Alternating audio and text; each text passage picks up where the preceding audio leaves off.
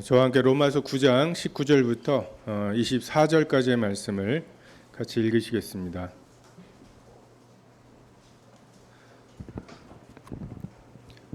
로마서 9장 19절에서 24절입니다.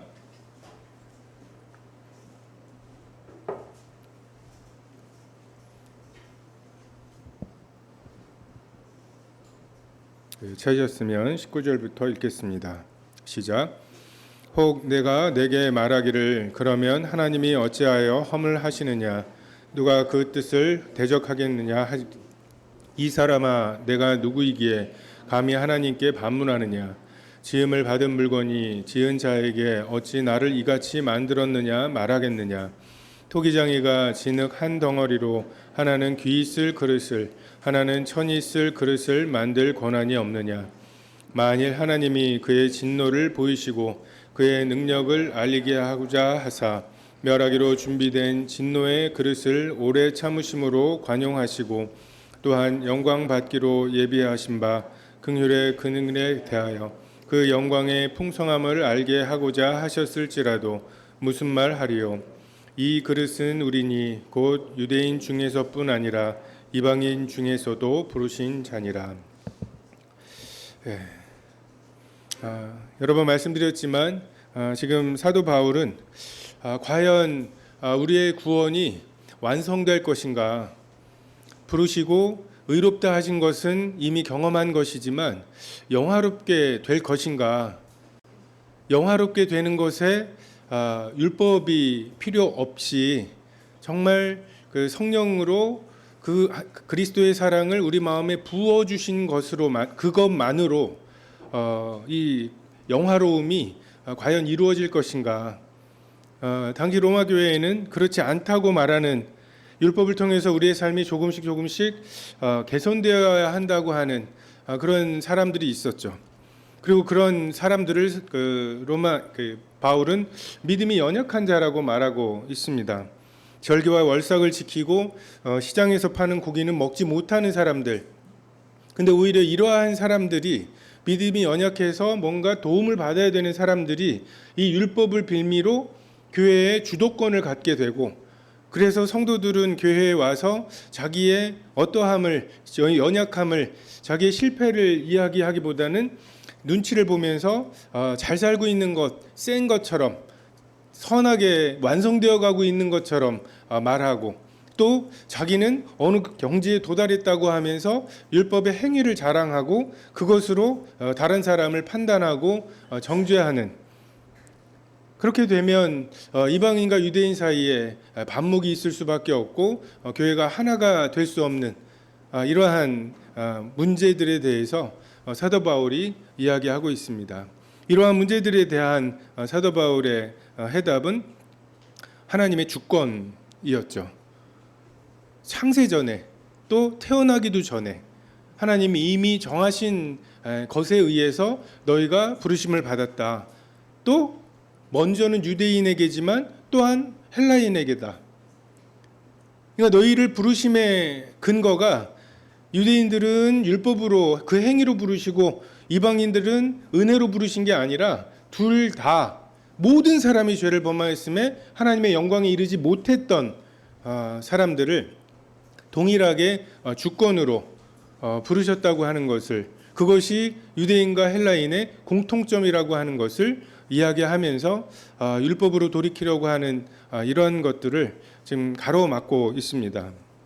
제가 사실 9장을 이렇게 3번에 걸쳐서 할 생각은 아니었는데 이렇게 주제가 동일하거든요. 근데 이렇게 준비를 하다 보면 이렇게 길어지는 걸 경험을 합니다. 왜 그런가 보면 제가 이렇게 대학교 때 그 친구들, 물리하는 친구들하고 싸우다 보면 이 부분이 넘어가지를 않아요. 그러니까 하나님의 하나님 되심을 이야기하면 그 하나님의 하나님 되심에 반드시 따라오는 게 이러한, 그러면 누가 허물하시겠느냐? 예수님이 십자가에 달려 죽으셔야 한다며, 그걸 창세전에 정하셨다며, 그럼 누군가는 팔아야 되지 않냐? 가룟 유다는 그 역할을, 악역을 했을 뿐이지 않냐? 악역을 하고도 그 뭐 상 받는 사람들 있잖아요. 너무 리얼했다고 하면서 뭐 조커 역할 되게 그 사실적으로 하고 뭐 그렇게 해서 그 상을 받기도 하는 건데, 그러면 하나님이 예수님이 십자가에 못 박히는데 결정적인 역할을 했던 이 가룟 유다를 정죄하실 수 있냐, 심판하실 수 있냐, 이제 이런 식의 논쟁들을 하곤 했고, 그런 부분들에 대해서 생각들을 좀 많이 했던 것 같습니다. 이것에 대해서 어떻게 분별하고 해결할 것인가? 악한 자도 악한 날에 쓰임이 있죠. 하나님의 예정하신가 주권이 정말 그러하다면, 태어나서 선한 일을 행하기 전에 큰 자가 작은 자를 섬기기로 정하시면 그냥 그대로 된다면, 심지어 아버지의 그 장자의 권리도 뭐 팔고 뭐 이런 그 사안들, 그리고 아버지의 그 축복을 억지로 받아가지고서 쫓겨나다시피 해서 삼촌에게 속고 뭐 이러한 그 와중에도 기어이 하나님은 큰 자가 작은 자를 섬기게 하시는 이 일을 완성하신다면, 그렇다면 우리의 역할은 무엇이고 우리의 행위나 이것에 대해서 하나님이 어떻게 심판하실 수 있냐, 이러한 이야기들을 합니다. 우리는 하나님을 이해하지 못합니다. 비유할 게 없어요. 자, 우리가 만든 것들이 있죠. 근데 그 만든 것과 우리와의 간격이 있습니다. 하지만 그 간격이 우리와 하나님 사이의 간격을 비유할 수조차 없는, 우리가 이 핸드폰을 만들죠. 근데 전자를 우리가 만들었습니까? 뭐 이 속에 들어가는 온갖 물리 규칙과 법칙들을 우리가 만들었습니까? 어설프게 우리가 뭐 신의 영역에 도전한다는 이런 말도 안 되는 교만한 소리들을 하는데, 그 신의 영역에 도전한다는 말 자체를 잘 보세요. 무슨 유전공학 어쩌고 하는데, 그 유전공학 원래 있던 거예요. 그걸 우리가 작동되게 만들었습니까? 하나님하고 우리가 만약에 창조에 대해서 경쟁을 하려면 흙부터 만들어야 돼요. 하나님은 흙으로 사람을 만드셨죠? 근데 우리도 흙으로 만들면 안 되고, 네가 쓸 흙은 네가 만들었어라. 이미 만들어져 있는 것을 응용하는 수준의 창조와 아무것도 없이 하나님만 계셨던 그 상황에서 창조하시는 하나님과는 뛰어넘을 수 없는, 이해할 수 없는 간격이 있습니다. 지금 겨우 오목 조금 두고 있는 아이가 좀 잘 둔다고 말하니까 그럼 이세돌하고 한번 붙어볼까요? 뭐 그 아이에게 너는 이세돌하고 붙어서는 안 된다고 설명조차를 할 수 있겠습니까? 바둑이 뭔지부터 설명해야 되는데, 지금 우리가 하나님이 조금 알려주셔서 이해를 조금 하니까 그게 하나님의 전부라고 생각하고, 그렇다면 하면서 하나님에 대해서 이건 어떻게 하실 거야? 이건 어떻게 설명하실 거야? 하면서 제게 여호와 하나님을 지금 이야기하고 있습니다. 제우스가 아니라. 도덕적인 잘못도 있고, 그 마누라인 헤라에게 그렇게 쪼임을 당하고 헤라 무서워가지고 막 이러는, 그리고 막 전쟁을 하면은 이기네 지네 밀리다가 헤라클레스의 도움으로 약간 뭐 이러는 제우스에게는 이러한 논쟁이 없어요. 절대 주권자가 아니거든요. 창조자라고 자기를 주장하지 않거든요. 근데 말씀하시면 그대로 되는, 하늘이 무슨 색입니까? 파란색이죠? 하나님이 하늘이 무슨 색이냐고 하나님께 물었을 때 하나님이 빨간색이라고 말하면 하늘이 빨갛게 됩니다. 그런 분이에요. 우리가 지금 말씀하고 있는, 나누고 있는, 우리는 하나님에 대해서 우리가 이해할 수 없는 조그만한 구석만 있으면 돌이킬 준비를 하고 있어요. 찰스 도킨스라고 하는 만들어진 신이나 뭐 이런 무신론적인 사람이 사람들에게 돈을 모아가지고 2층 버스에다가, 그 영국의 런던에 있는 2층 버스에다가 선전을 해요. 아마도 하나님은 안 계실 것 같다. 걱정하지 말고 네 인생을 즐겨라. 아마도예요. 근데 아마도 안 계실 것 같다고 하면 거봐 없다잖아 이렇게 받아들일 마음이 있어요. 왜요? 우린 죄에 대해서 사탄에 대해선 돌이킨 마음이 있거든요. 사탄에 대해서 무슨 말을 해도 난 들을 준비가 돼 있거든요. 참 회개하라고 말하는데 회개하는 마음의 상태를 비유할 수 있는 게 딱 이거예요. 사탄에 대해선 무슨 말을 해도 나는 이해할 거야, 들을 거야. 이해는 안 되지만 믿을 거야. 알아서 해주겠지.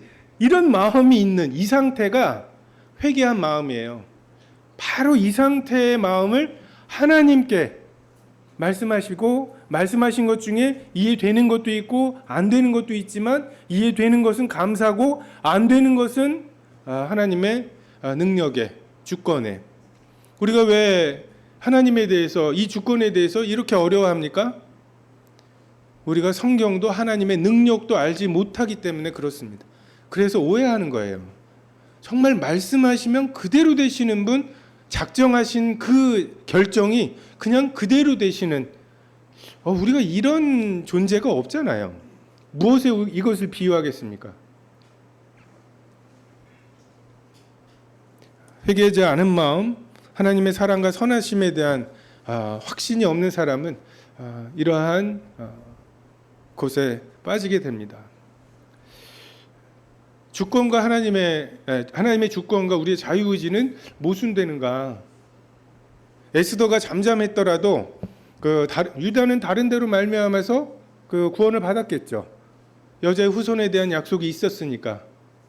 하지만 에스더는 그의 결단을 해야만 했죠. 미래를 알지 못하게 하시고 어떻게 예정되어 있는지를 알지 못하게 하신 우리는 주어진 상황 속에서 자기의 자유로운 선택을 하게 됩니다. 가룟 유다가 내가 왜 이런 선택을 내가 무슨 짓을 한 거야 이러지 않았어요.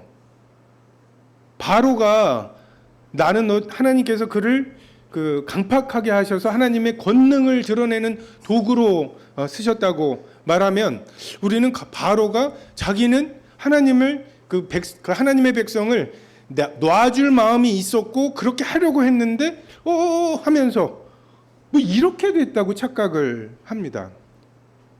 전에도 말씀드렸지만 우리는 우리의 자유의지가 무엇인지 아직 몰라요. 우리는 진정한 자유의지를 가지고 있는 피조물을 만들 능력이 없습니다.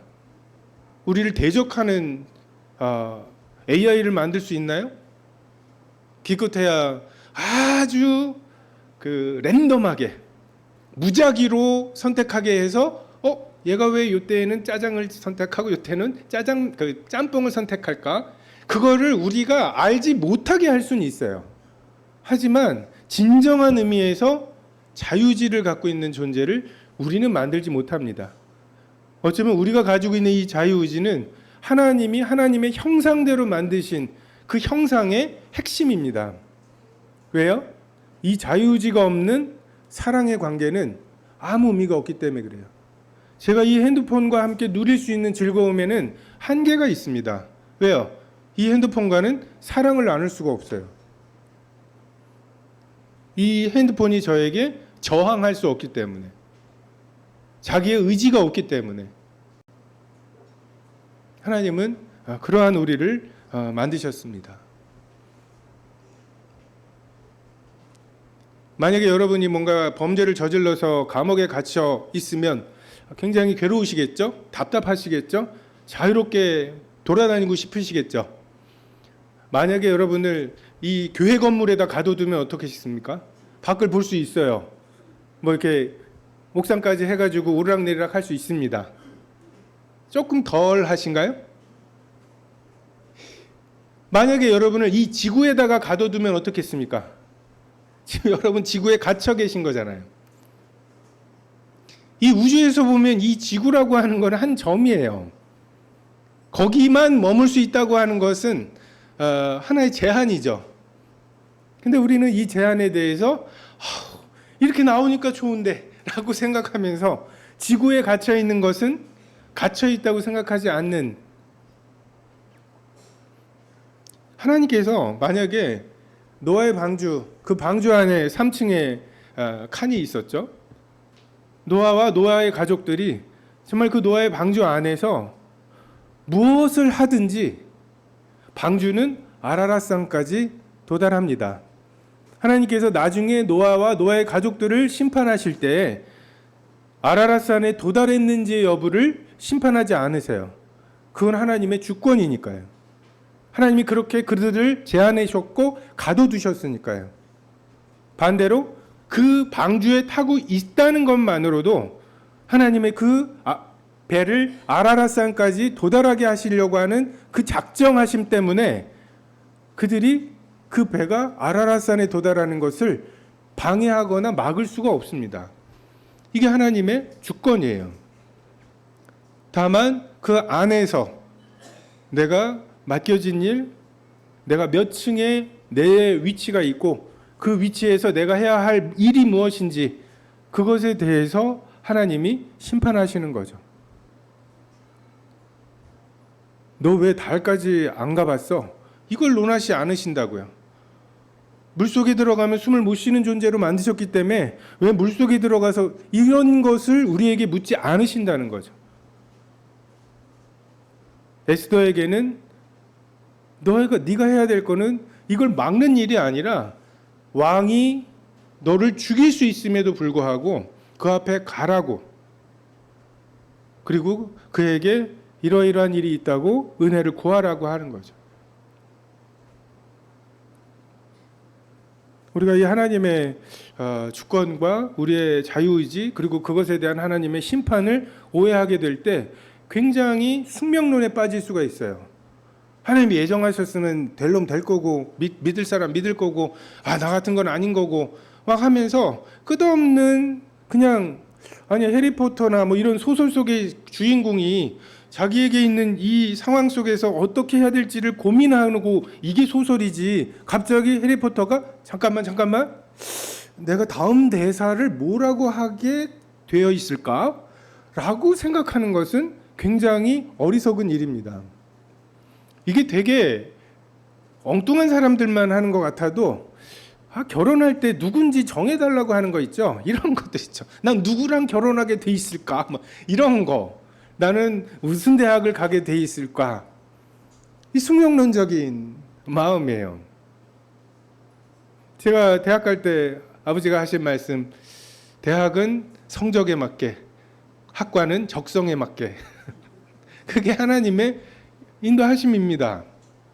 그리고 가서 세월을 아끼고 주어진 기회를 잘 활용하고 그리고 선택을 할 때 뭔가 우선순위에 있어서 내가 하나님을 잘 섬길 수 있는지 이런 것들을 그 우선순위를 따라서 선택하게 하시는 게 하나님의 그때 뭔가 말씀을 조명하셔서 야 이런 우선순위도 있어 너 요것도 고려해야 돼 이렇게 하시는 것이지 이름을 딱 폈는데 막 이름이 딱 떠오르고 이런 하나님이 정해놓으신 너는 누구랑 결혼하게 돼 있어 이거를 잘 분별해야지 잘 살고 우리가 이렇게 싸우는 거 보니까 내가 잘못 분별했나 봐. 그렇지 않습니다. 우리는 지음을 받은 물건입니다. 지은 이에게 어찌 나를 이같이 만들었냐고 항의를 하려면 지으신 분이 우리에게 입을 만들어 주셔야 돼요. 입을 만들어 주셔야 항의조차 할 수 있는 이게 하나님과 우리의 관계라는 거죠. 그리고 이 완전한 주권을 가지고 계신 분이 부르신 주권과 의롭다 하신 주권으로 우리를 영화롭게 하실 거다. 이걸 신뢰하라는 거예요. 우리는 율법의 섭리가 우리 가운데는 없다고 착각을 합니다. 여러분 지난 주간에 범죄하시고 뭔가 하나님과 껄끄러워지셨을 때 그 다음에 여러분의 반응이 무엇이었습니까? 하나님께 죄송하고 그리스도의 사랑이 우리를 다시 강권하고 그래도 나를 받아주실 거라고 하는 이것으로 돌이키셨습니까? 아니면 다시 그 짓을 안 할 계획을 세우셨습니까?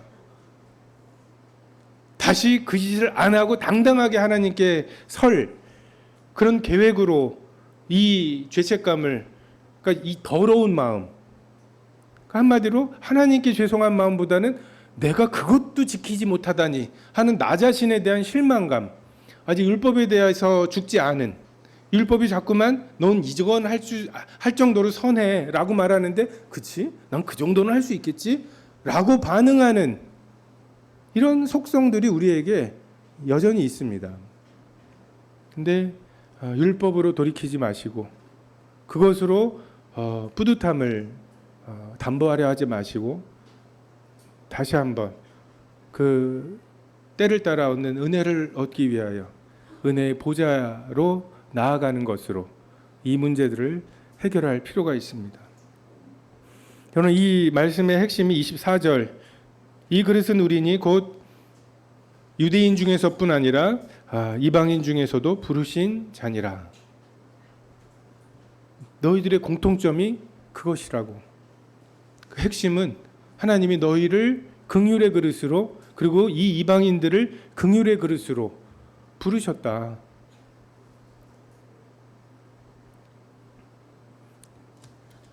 진노의 그릇으로 만드셔도 우리는 왜 나를 진노의 그릇으로 만드셨냐고 불평하지 않을 거예요.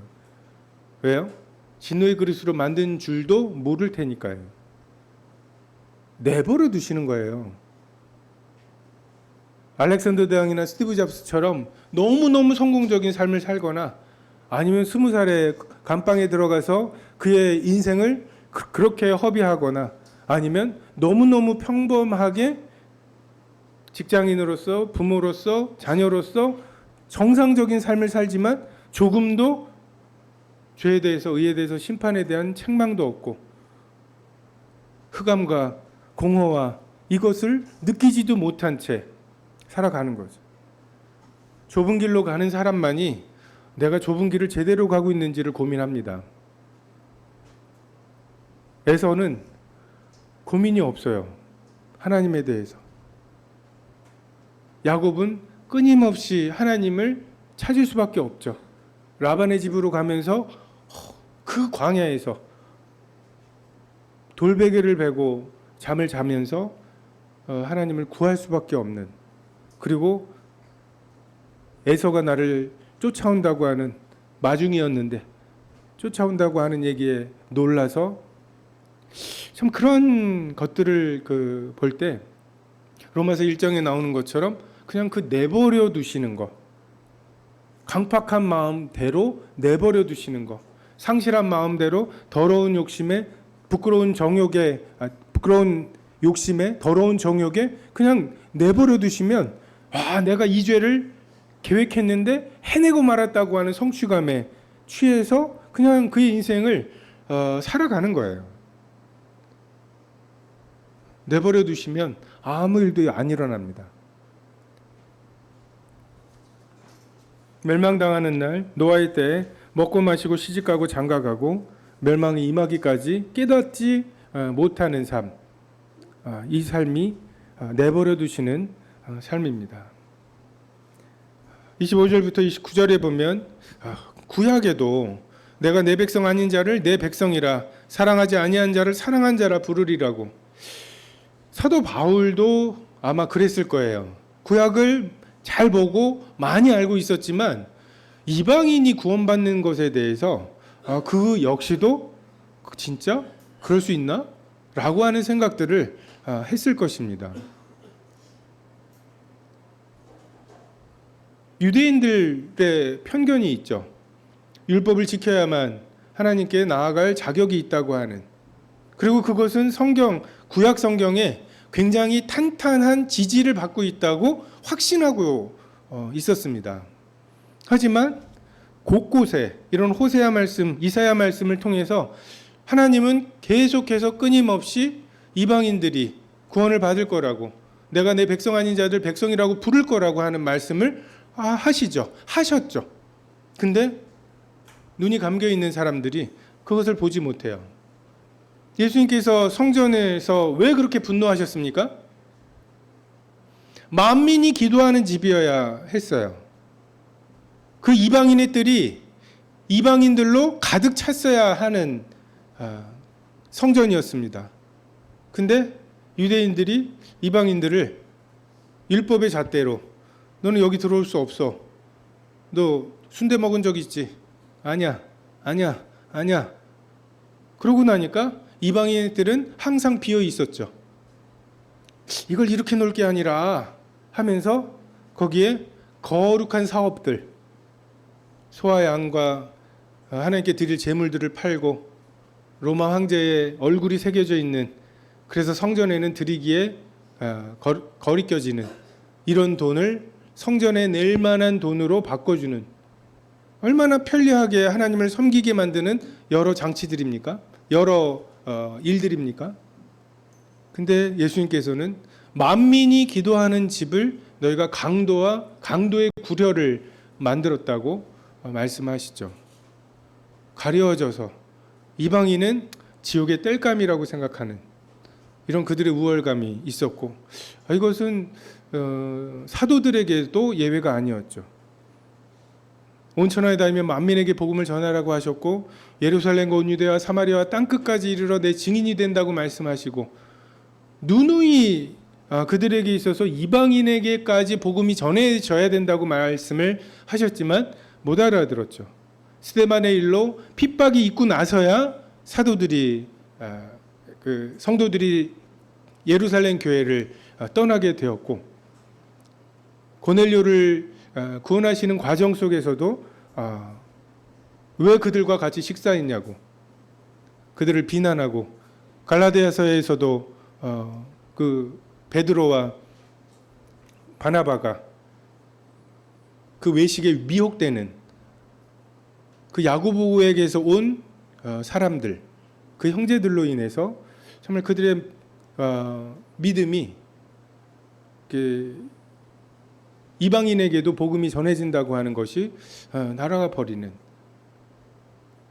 저는 이 말씀들이 사도 바울이 아라비아에서 이 3년 구원받은 후에 아라비아에 가서 지금 구약을 잘 지켜서 나는 지금 죄게 하나님을 잘 섬긴다고 생각을 하고 스데반을 돌로 쳐 죽이는 일에 동참을 했었는데, 지금 부활하신 예수님을 계신 그대로 보았죠. 눈이 멀 정도로.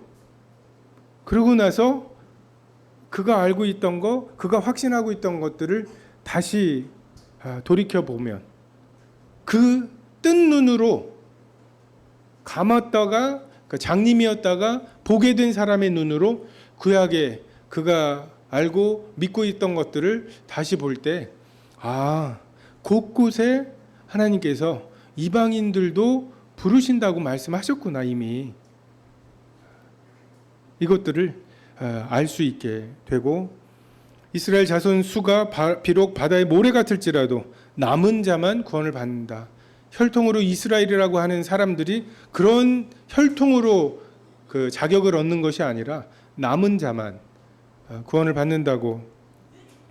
주께서 우리에게 씨를 남겨두지 아니하셨더라면 우리가 소돔과 같이 되고 고모라 같이 되었으리라.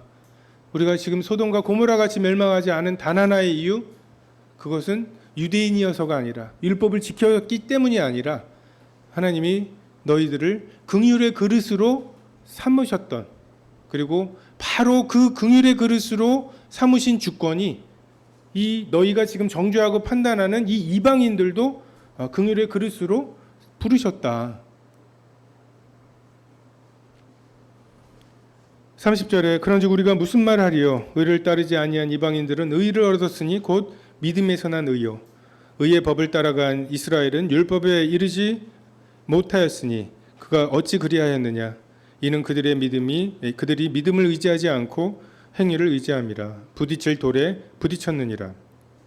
기록된 바 보라, 내가 걸림돌과 거치는 바위를 시온에 두노니 그를 믿는 자는 부끄러움을 당하지 아니하리라 함과 같으니라. 긍휼히 여길 자를 긍휼히 여기시는 법 외에 다른 법이 있습니까? 우리가 구원받는 것에 긍휼히 여길 자를 내가 긍휼히 여기겠다고 선언하시고 작정하시고 긍휼을 베푸시는 이것 외에 더 공정한 구원받을 근거가 있습니까? 하나님께서 정말 공정하게 대하시면 모두를 내버려 두시거나 죽이시는 거죠. 예수님을 보내시지 않으시는 거고, 그러면 우리는 정말 하나님 없는 우리가 7년 대환란 때 상황들을 보면 정말 하나님이 완벽하게 내버려 두시는, 지금은 막는 것이 있다고 말씀하시죠. 성령께서 막는 역할을 하시는 때이에요. 근데 겁도 없이 이 은혜마저도 없이 정말 우리를 내버려 두십시오. 건드리지 말아 보십시오. 그럼 우리가 우리 속에 있는 선함으로 어떤 세상을 만들지. 그리고 하나님께서 소원대로 그렇게 하시면 얼마나 많은 악한 의도와 악한 계획들이 실행이 될지 7년의 환란을 통해서 하나님이 증명하실 것입니다. 복음에는 부딪힐 돌이 있습니다. 그리고 그 부딪히는 것이 나의 교만함이 있는 증상이에요. 뭔가 하나님의 말씀과 하나님의 가르치심이 나와 부딪히거든, 요 부분이 하나님의 법이 잘못된 게 아니잖아요. 내가 깎여야 될 부분이죠. 하나님은 우리 구원의 반석으로 하나님의 주권을 제시하시죠. 하나님은 모든 것을 마음대로 하시는 분이다. 이게 반석이에요.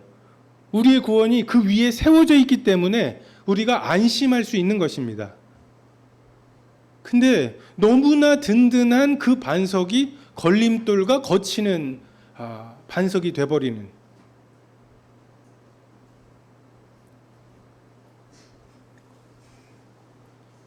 하나님의 주권이라고 하는 이것이 걸림돌이 되는, 큰 자가 작은 자를 섬기리라 하신 그 말씀에 내가 하필 작은 자인 것, 내가 하필 긍휼의 그릇이라는 것, 이것을 우리가 붙들 따름이지, 하나님이 우리를 진노의 그릇으로 삼으셔서 내버려 두시면 우리 바로같이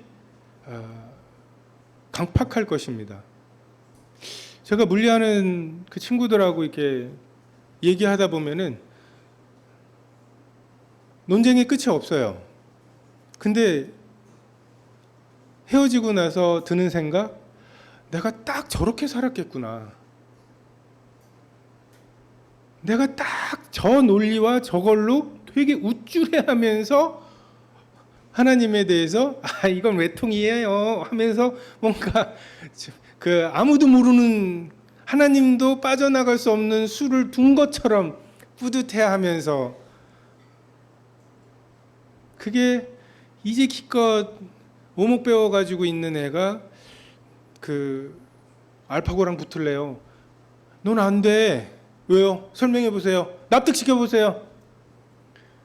납득은 못 시키겠고, 근데 넌 어쨌든 안 돼.